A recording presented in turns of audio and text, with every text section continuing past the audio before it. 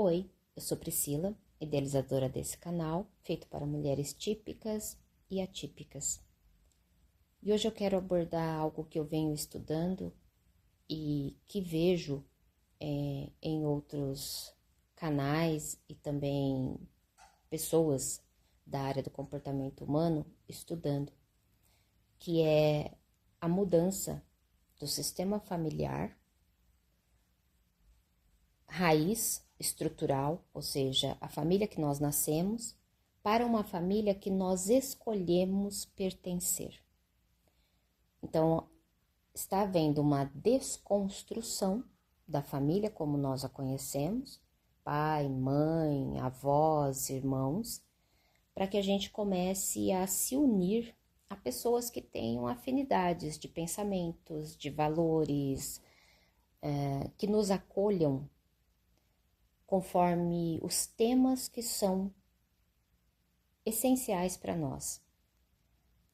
Enquanto que a família raiz, ela tem valores próprios e a família, ela defende os próprios valores, então quando um filho nasce e tem alguma diferença daquele padrão familiar, ele automaticamente entra em conflito com a família. Nesse sentido, existe não só a indiferença, como também existem ameaças, existem punições.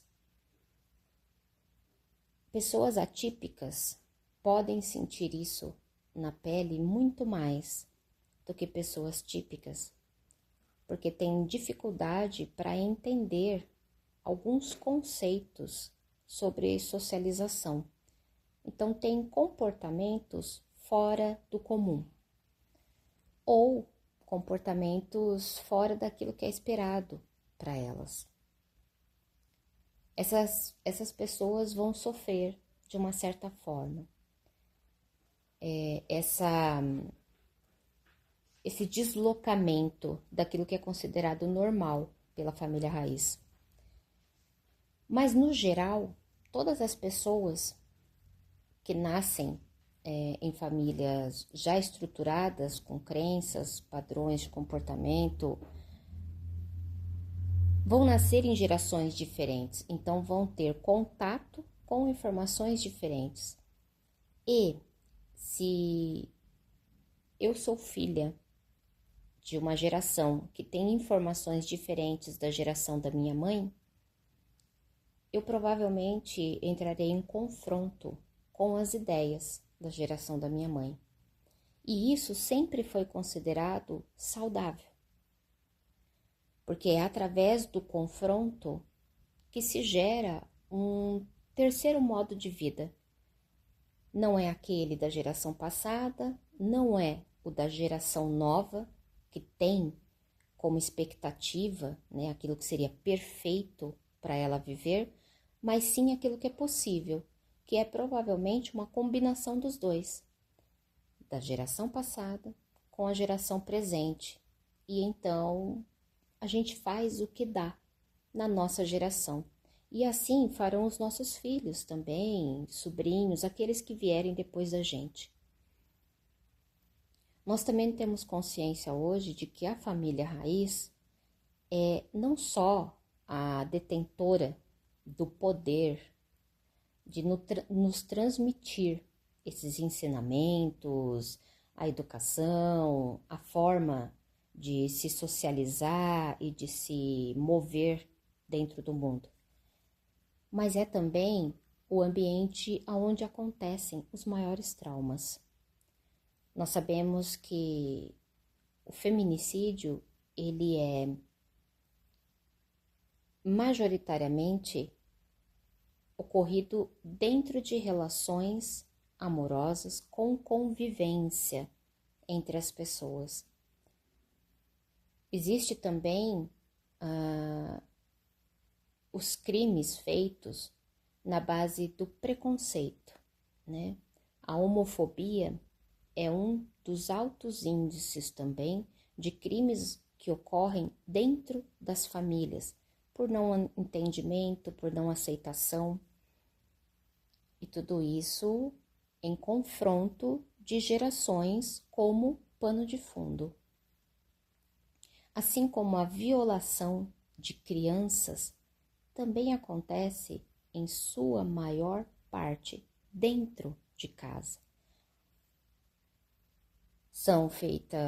Essas violações são feitas por parentes próximos, cuidadores, pessoas que convivem com a criança. Então, a gente liga todas essas estatísticas e chega à conclusão de que a família também é detentora do poder de fazer sofrer, do poder de transformar as nossas personalidades, as nossas expectativas sobre o futuro, recheada de dor, devido às lembranças daquilo que foi vivido. Então, nós fazemos uma caminhada, e eu estou aqui generalizando, mas vamos pensar enquanto coletivo. Nós fazemos, e depois eu vou para o indivíduo, individuação, mas a gente faz uma caminhada, então, nestes tempos atuais, de olhar para a família matriz, a família raiz, e começar a perceber que podemos formar famílias de diferentes formatos, a partir de membros que nós escolhemos, por afinidade, por compromisso, por desejo de ambas as partes. Então, nós escolhemos quem é a nossa família a partir do momento que a gente precisa ser acolhido, precisa ser respeitado e precisa viver. Então, nós escolhemos não só quem nos ame do jeito que nós somos, mas também quem possa nos proteger, que vire nossos cúmplices contra pessoas que não nos aceitam, por sermos diferentes, de uma geração diferente, com ideias diferentes e, portanto, comportamentos diferentes também. Então, a gente vem fazendo a transição de desconstruir a família matriz para construir uma família escolhida, onde a ligação importante não é consanguínea e nem mesmo de convivência. A ligação importante é a ligação de respeito e de afinidades. Só que existe uma questão muito importante para a gente observar dessa desconstrução para a construção de uma nova família, que existe um espaço vazio. E nós estamos há anos desconstruindo a família matriz e ainda não conseguimos construir famílias com outros formatos a partir das nossas necessidades e desejos. Nós ainda não encontramos estes indivíduos para formar essa nova família e realmente viver, né, dentro de famílias com formatos diferentes, que não sejam consanguíneos. E esse espaço entre a desconstrução da família matriz para a construção de uma nova família, existe um vazio.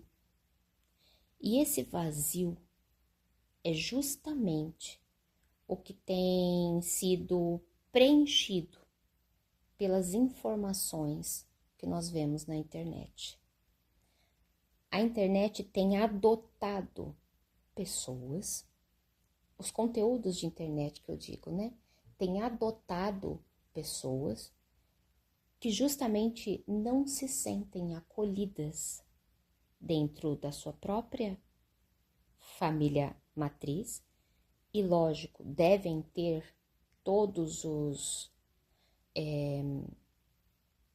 porquês, deve ter todos os porquês de não se sentirem acolhidas na família matriz, mas ainda assim não existe a família concreta, material, que possa então fazer parte dessa nova construção. Então, neste buraco, neste limbo, entra a internet. E aí talvez você entenda o porquê que eu coloquei o macaquinho Punch na capa. Porque a história do Punch é exatamente a história da realocação de um ser quando ele não é aceito pela família, dentro da própria espécie, dentro da própria evolução natural da qual ele deve fazer parte. E nós estamos atravessando uma fase onde estamos fazendo contatos e conexões e recebendo informações de pessoas que não nos conhecem, não convivem conosco. Mas essas informações, elas estão adentrando o nosso ser e construindo padrões, crenças, comportamentos, sendo que nós não temos nem mesmo envolvimento com estas pessoas. Estamos em uma fase, essa fase da desconstrução da família matriz para a ideia da construção de uma família que seja realmente um ponto de apoio e de acolhimento para nós. Esse ponto de vazio é justamente onde a gente se perde para ficar mais tempo ouvindo um desconhecido falar sobre as nossas condições, sobre a nossa saúde mental, sobre as nossas emoções, sobre o que devemos ou não fazer com o nosso corpo e principalmente sobre como devemos nos relacionar ou não nos relacionarmos.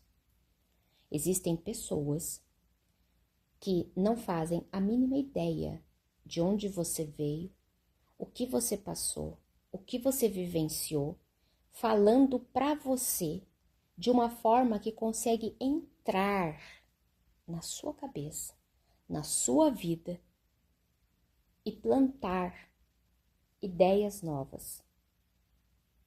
Essas ideias, quando você vai para a prática, essas ideias não funcionam. E você vê isso no seu dia a dia, quando você fica rolando o feed e tem aquela sensação de passar por algumas informações que geram identificação e você diz, olha, realmente, é isso que eu estou passando.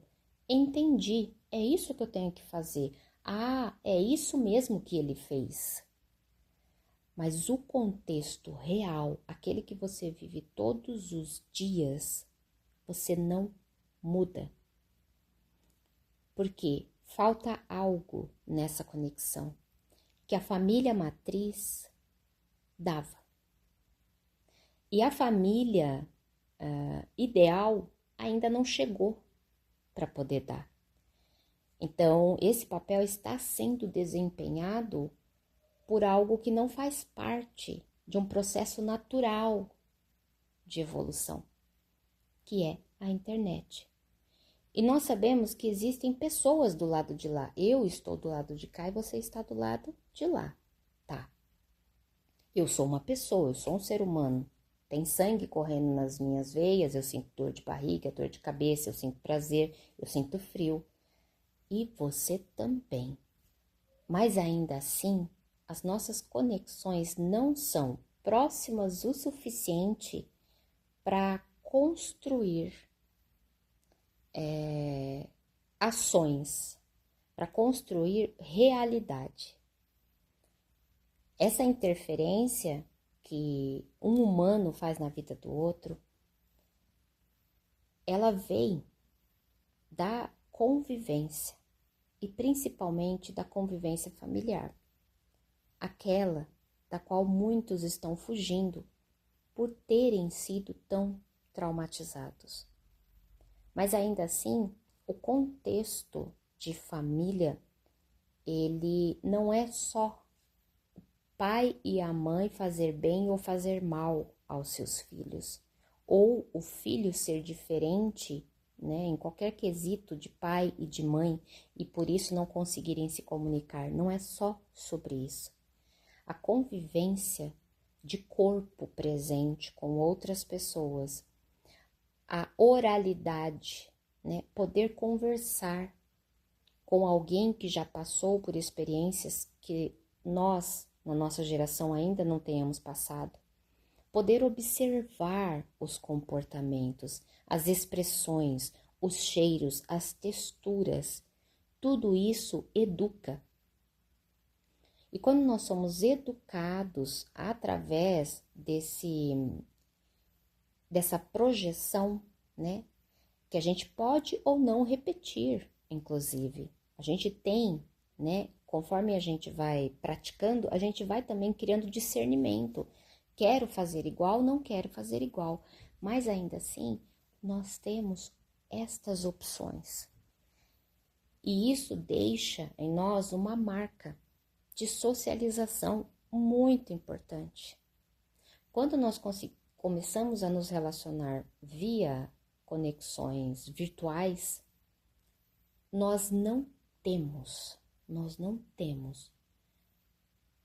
conexões importantíssimas de sentidos. Então, o único sentido que nós estamos usando para receber informações ou para doar informações, né, trocar informações, é a nossa visão.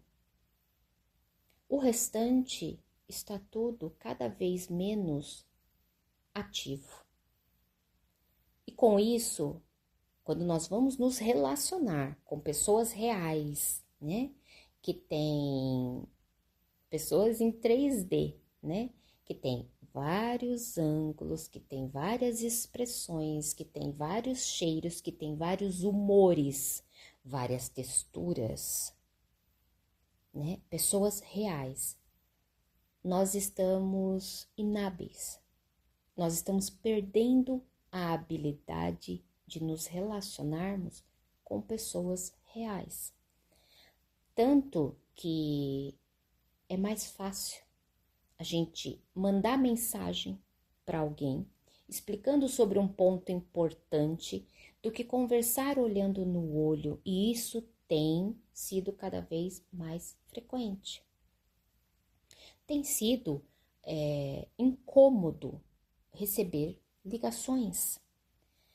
Ligações, ouvir a voz de outra pessoa tem sido sentido, inclusive, como uma invasão, como uma interferência. Se tudo pode ser resolvido de uma forma mais prática e menos pessoal, como digitar uma mensagem e dar tempo para a gente pensar e depois responder, cada vez mais a nossa espontaneidade tem sido também afetada. Isso gera uma crise de identidade, porque eu já não tenho mais a família matriz, porque eu preciso ir desconstruindo, não só pela violência que ela pode ter causado, mas pelos padrões que não servem mais para essa geração. Então, eu vou caminhando para longe dessa família matriz. Com isso, os meus sentidos, eles também vão entrando em um modo de inatividade.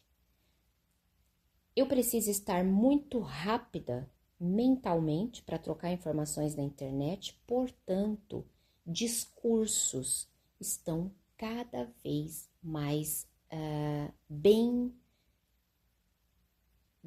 compostos. É que a palavra que eu queria não é essa, mas eles estão cada vez mais performáticos.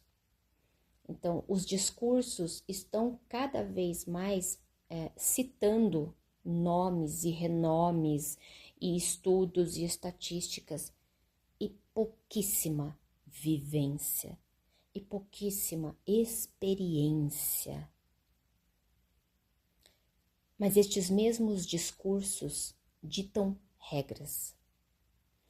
Eu vou dar o exemplo de uma moça que eu comecei a seguir no Instagram, e eu vi que ela começou há pouquíssimo tempo atrás a postar coisas no Instagram. Foi, se não me engano, em setembro de 2025, e ela hoje explodiu.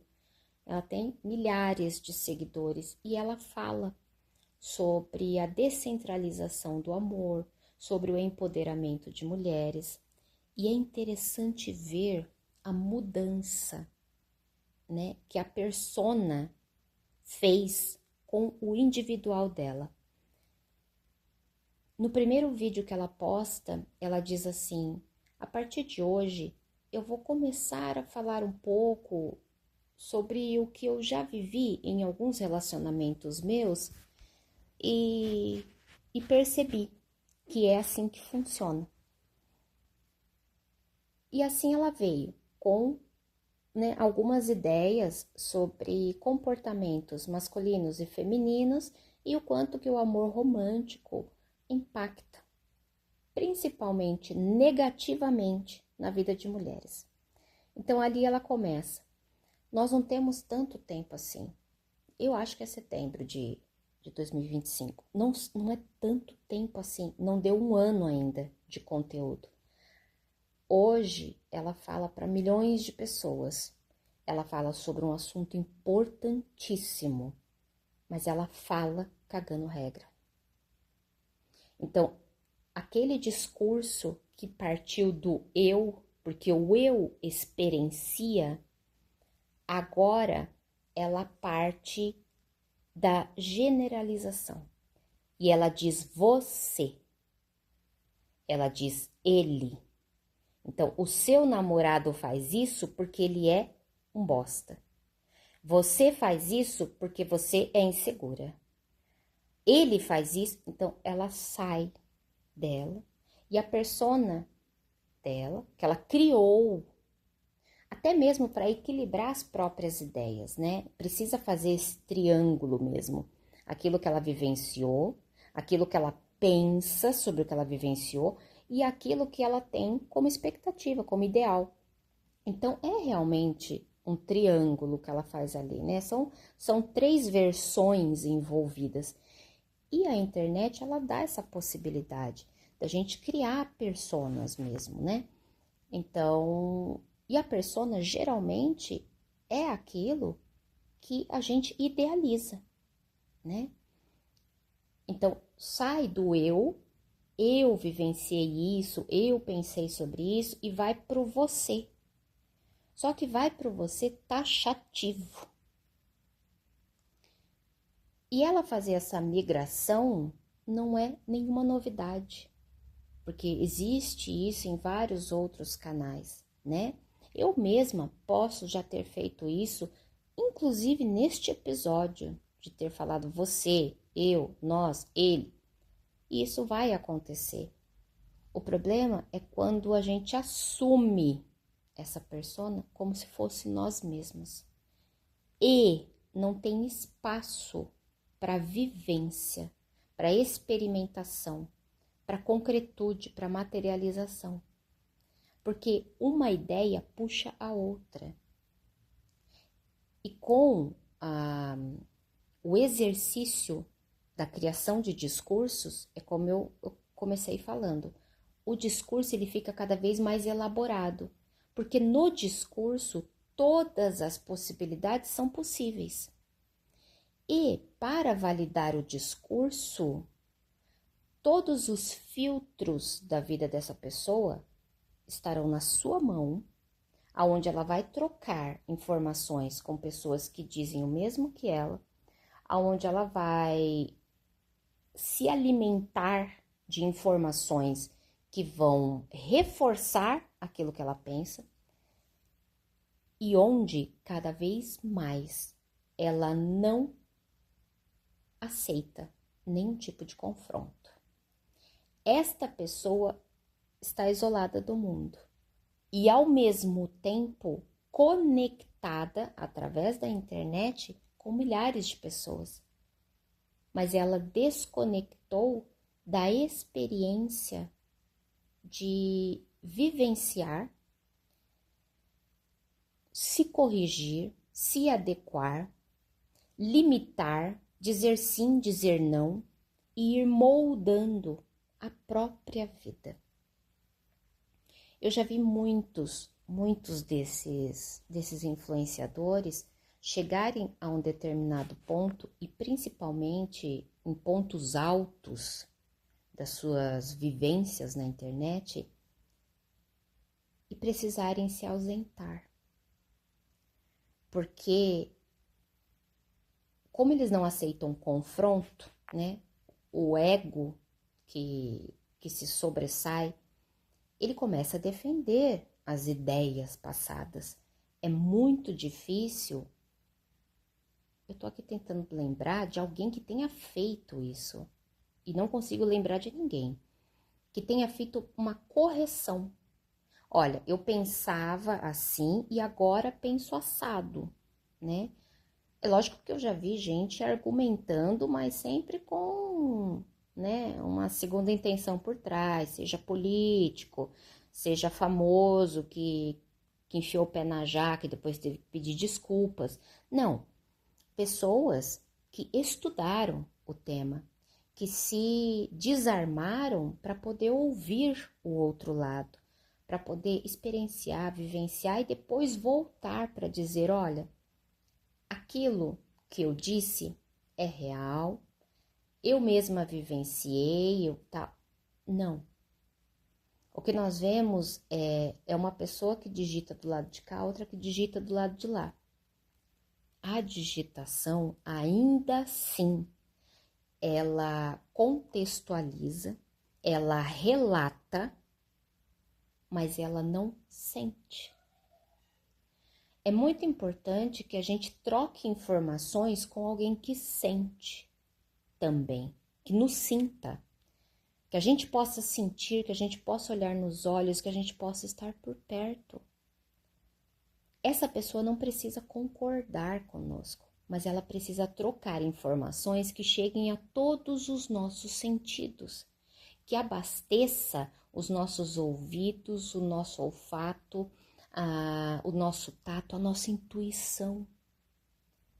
Precisa inclusive, afetar outros sentidos que não são muito falados. Eu já falei em outros vídeos quando eu estava aprofundando um pouco mais sobre autismo, TDAH e tal, que é a interocepção, né? É você sentir que algo dentro de você esquenta quando a pessoa te confronta ou toca num determinado assunto que gera na gente um desconforto ou uma projeção de alguma emoção, de alguma sensação. A tela nos defende. Se eu não tô afim de brigar com alguém que está comentando nos meus conteúdos, eu fecho a tela e vou fazer outra coisa. Se eu tô afim de brigar, eu posso elaborar um discurso fantástico, meto lá no comentário, espera a pessoa criticar de volta e assim a gente vai bater boca. Isso quando não são utilizados estes mesmos confrontos de discurso para gerar novos conteúdos. Aí é que tá. Todos esses conteúdos, você vê, eu dei um exemplo, mas tem vários outros que eu poderia dar. Eu só não queria que ficasse muito grande, porque eu tô fazendo uma sequência de temas. Então, eu queria que ficasse claro que existe um vazio da desconstrução da família matriz para uma família idealizada que ainda não está construída. E por que eu sei que não está construída? Porque se estivesse construída, você, eu, qualquer pessoa estaríamos vivendo em comunidade com menos estatística de crimes, de pobreza. Por quê? Porque família é parceria, é construção, né? Então, a minha família funcionando muito bem, a minha família ideal funcionando muito bem, ela não vive isolada de outras famílias. Ela dá exemplo. Então, outras famílias vão se construindo, né? Então, a desconstrução, ela se irradia. A construção também. Só que nós estamos caminhando. Talvez em algum momento nós cheguemos. Talvez eu não esteja aqui para ver. Mas está se construindo, está se caminhando para a construção dessa nova idealização, desses novos formatos de família que ainda estão na idealização, né? Onde as pessoas realmente se unem por valores iguais, né? E conseguem conviver com outras famílias, inclusive, porque sabem de dentro o que é uma família, principalmente uma família escolhida. Tá, a desconstrução daquela família matrix, você fala assim, mas Priscila, eu não tenho problema nenhum com a minha família. Eu não fui violentada, eu não fui abusada, eu sou querida, sou amada e tal. Então, mas ainda assim, a sua família faz parte de um contexto de outra geração. Então, tem coisas que você não consegue, nem que você quisesse repetir nessa geração. Então, o confronto, ele é saudável. E por que que você tem uma vantagem se a sua família é saudável para você e você é saudável para sua família? Porque você consegue trocar esses confrontos. O confronto é saudável, mas você consegue trocar esses confrontos sem sofrer punições, sem ser isolada, sem morrer. Então, confronto entre gerações dentro de uma família é saudável, né? O que não é saudável é quando o confronto não tem espaço. Ele não tem espaço. E o confronto, ele vem do simples fato da gente nascer em gerações diferentes, com informações diferentes, né? Como eu disse, tá? Então, essa desconstrução, ela vai acontecer.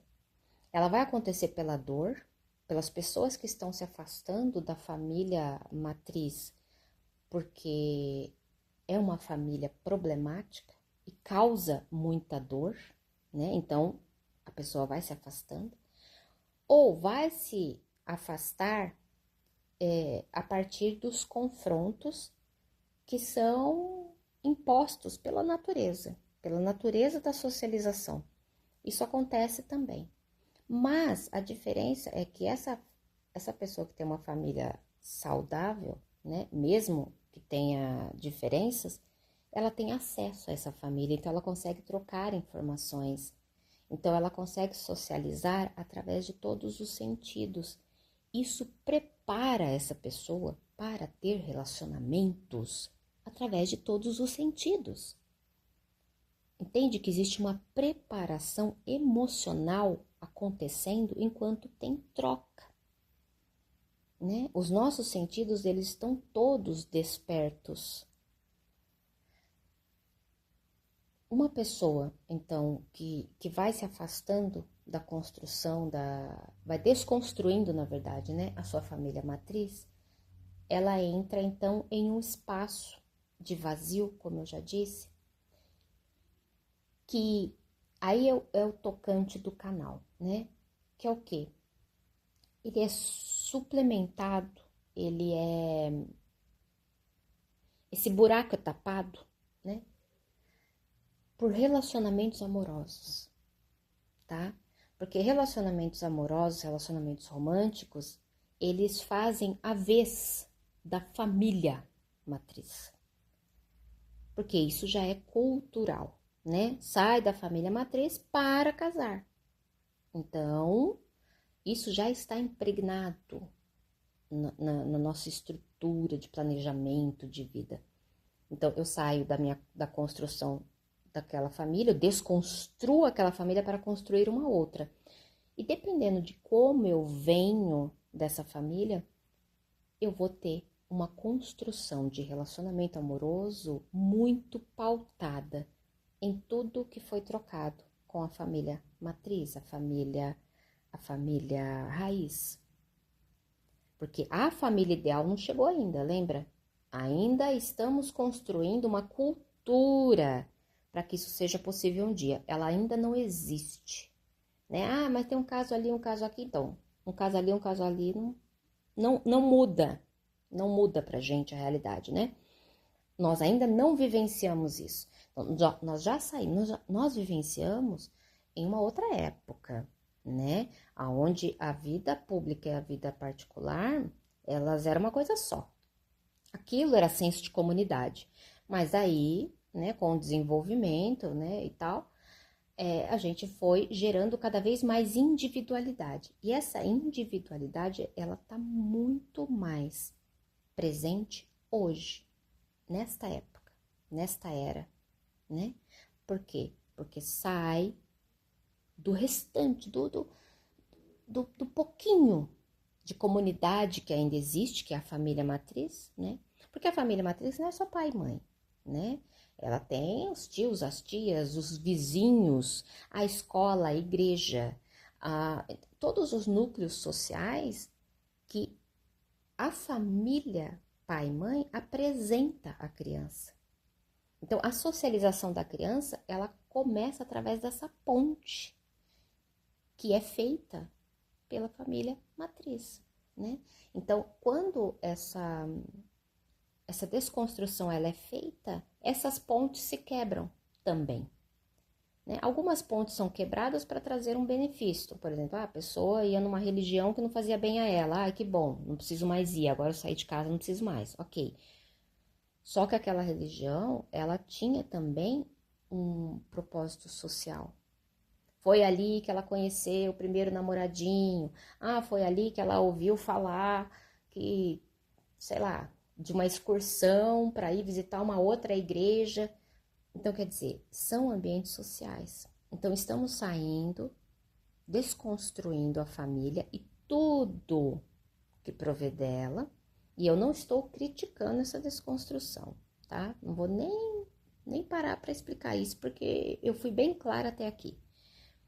E estamos caminhando para a construção da família ideal, mas paramos, né?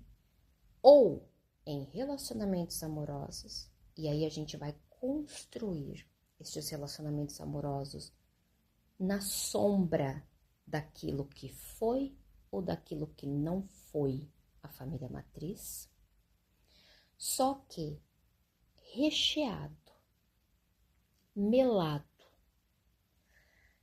cauterizado, tudo usado que você pode pensar por conteúdos de internet, por parentes tecnológicos, por pessoas que apontam o dedo e dizem você deveria ser assim, você não deveria ser assado, porque se o seu parceiro faz isso, ele é, se ele não faz, ele é, entende? Sem ter vivência. Então, e o pior é que, por que é confuso, né? Esta fase de limbo da desconstrução familiar da matriz para a construção da família ideal. Porque tudo que aquela pessoa fala na telinha parece que está falando com você. Tudo. E por que isso acontece? Por que gera essa identificação? Porque existem padrões de comportamentos que continuam se repetindo.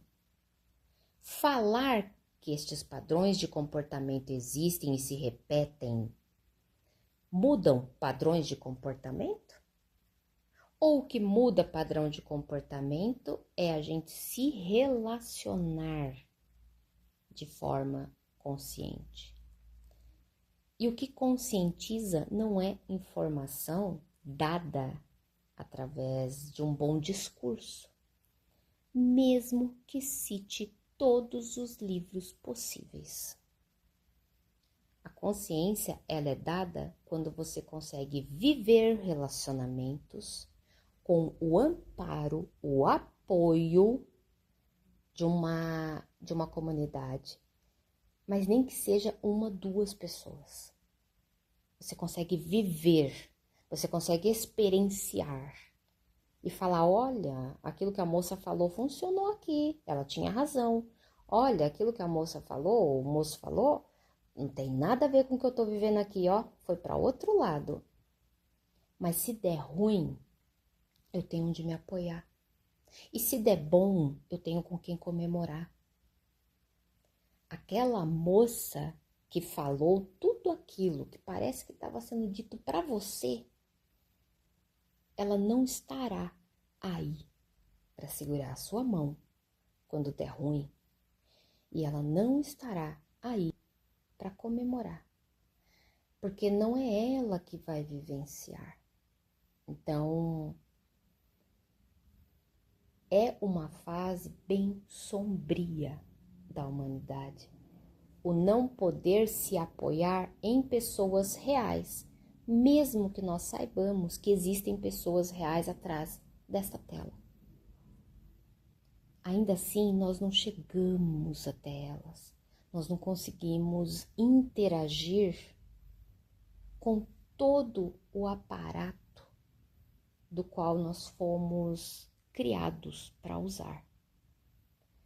A biologia, né, fez um trabalho tão fantástico nesse corpo nosso, que tem antenas e sensores para todos os lados, para nos alertar de perigos, de ameaças, para nos dizer quando estamos com fome, com frio, quando precisamos descansar, quando estamos desregulados emocionalmente, mentalmente, tudo que a gente precisa. Este corpo tem como nos avisar para que a gente possa então agir em busca daquilo que a gente precisa. E a gente está, eu digo isso com uma dor no peito. A gente está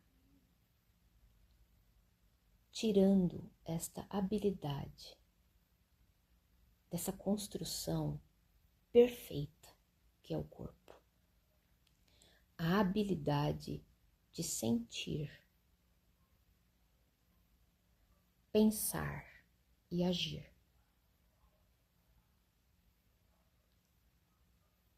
O que tudo isso tem a ver? Eu vou me parando por aqui, porque eu vou falar mais sobre isso nos próximos episódios e cada vez mais de forma afunilada, filtrada, para você entender que mesmo que eu esteja falando, generalizando e falando de coletivos e tal, isso tem tudo a ver com a gente quando você vem pro seu relacionamento com o seu namorado, com o seu parceiro. Tem tudo a ver. É que começou aqui. Eu resolvi começar a partir daqui, tá? E aí eu vou encerrar dizendo o porquê que eu fiz um link com a história do Punch, do macaquinho. Olha só, primatas são estudados há muito tempo, muito tempo. Como são estudados há muito tempo, os comportamentos dos primatas são previsíveis, né? Então, o que Punch ia fazer, o que ia acontecer com Punch, já era previsível para os veterinários. Os veterinários sabem, por exemplo, por que Punch foi abandonado pela mãe.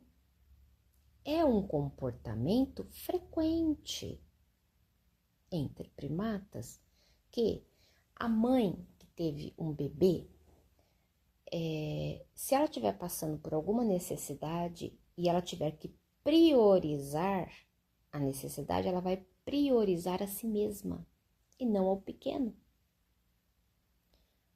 tá? Ela vai priorizar a si mesma. Então, quando a mãe do Punch abandonou ele, os veterinários já sabiam o que fazer.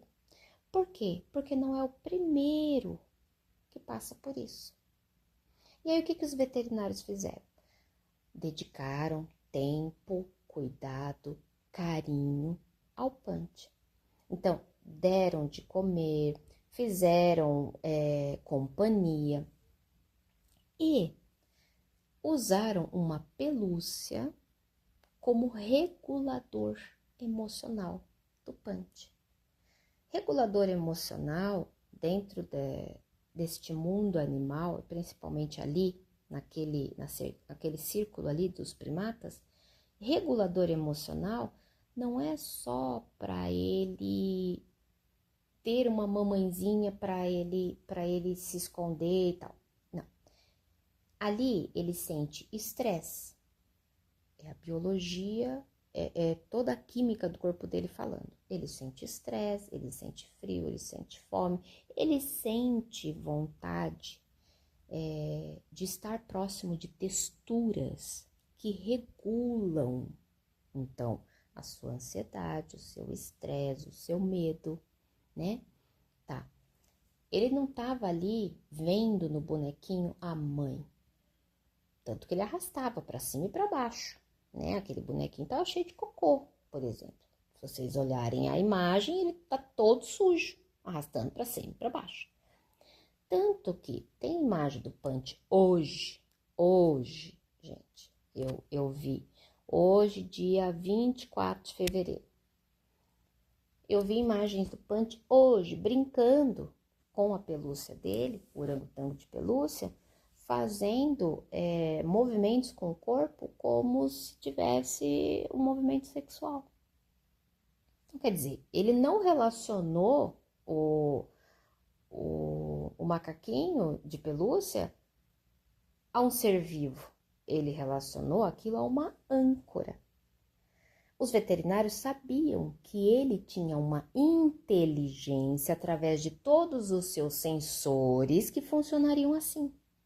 Então, a pelúcia veio para regular algumas coisas que seriam reguladas pela convivência com a mãe ou com outros macacos.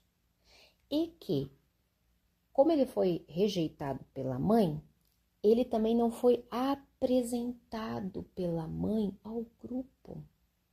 Lembra da ponte que a família faz? Ele não foi. Então, a primeira coisa que o grupo fez foi também recusar. Já que uma macaca adulta, né, priorizou a própria sobrevivência abandonando aquele filhote, todos eles também falaram, não, alguma coisa tem. Se ela teve, né?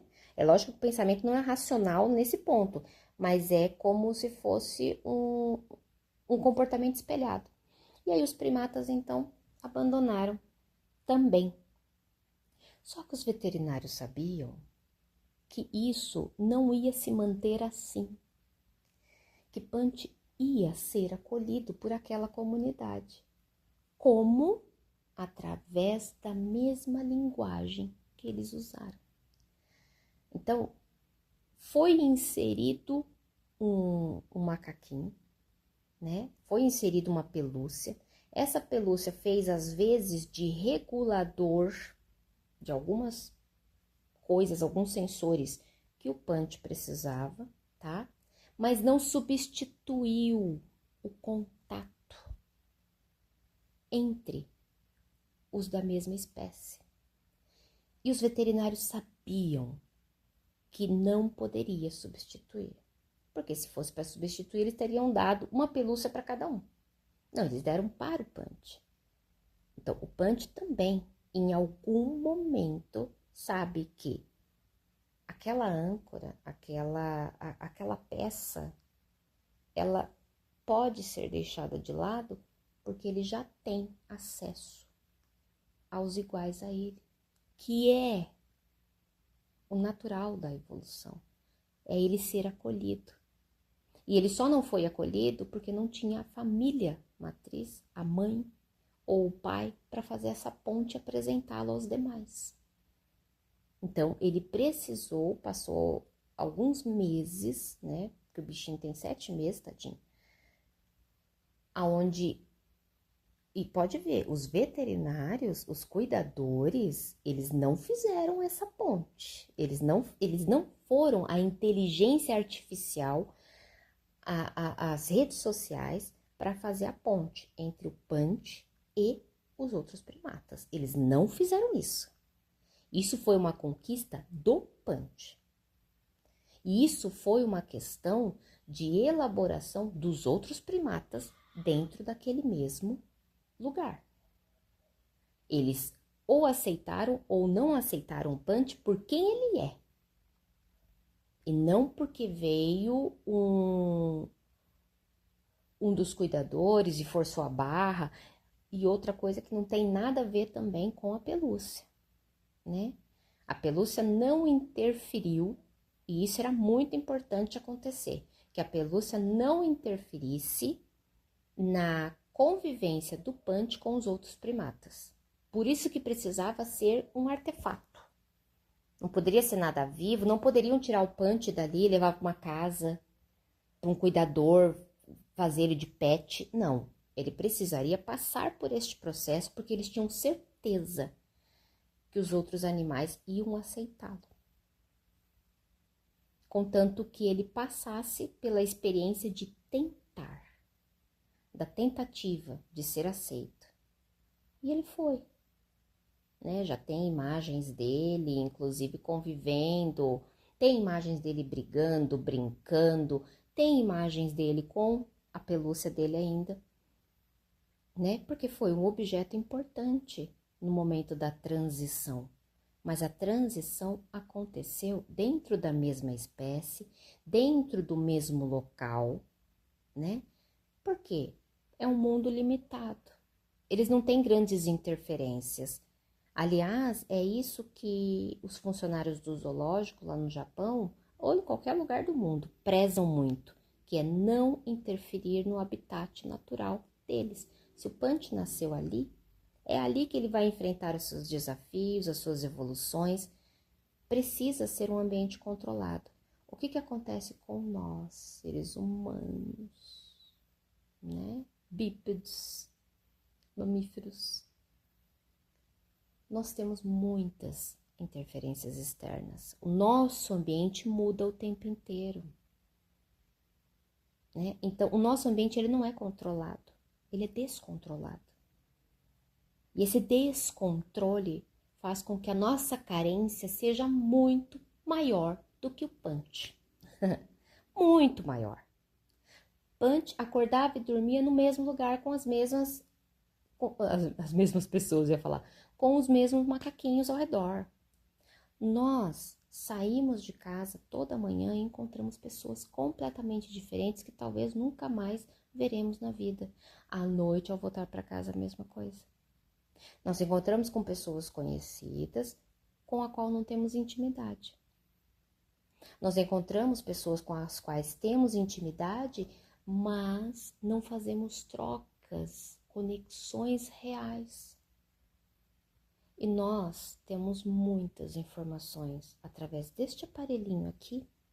Eu gravo no meu celular, viu, gente? Não tem ainda aquele negócio de microfone, essas coisas e tal. Mas enfim, nós fazemos trocas através deste aparelhinho aqui, que cabe na mão, em muita, mas muita, boa parte do nosso dia, do nosso tempo. E em todo o tempo em que nós estamos no aparelho, nós não estamos exercitando todos os nossos sensores, mas o mundo ao nosso redor está mudando o tempo inteiro. O que isso nos causa? Sensação de ameaça, sensação de falta de confiança, sensação de que nós podemos confrontar um predador a qualquer momento e que tudo é predatório. Tudo é predatório. Punch está em um ambiente limitado. Neste ambiente, até os riscos que ele corre são previsíveis. Então, ele tem espaço suficiente para exercitar os seus sensores e evoluir conforme a espécie dele. Nós estamos em um ambiente completamente hostil, cheio de interferências diversas e não estamos usando os nossos sensores que eles foram colocados no nosso corpo para isso, para nos aproximar daquilo que precisamos nos aproximar e para nos afastar daquilo que nos ameaça. Então, não é só a voz ou a imagem da mocinha da internet que vai fazer diferença na sua vida. Mas eu vou falar mais sobre isso, porque prática é necessária, não é? Eu não quero ser atípica, com informações de uma maneira típica. Virei com mais atipicidades no próximo. Hoje eu cansei e tô com fome. Bora descansar? Aqui são 11 horas e 12 minutos. Gente do céu, pense no cansaço. Até a próxima.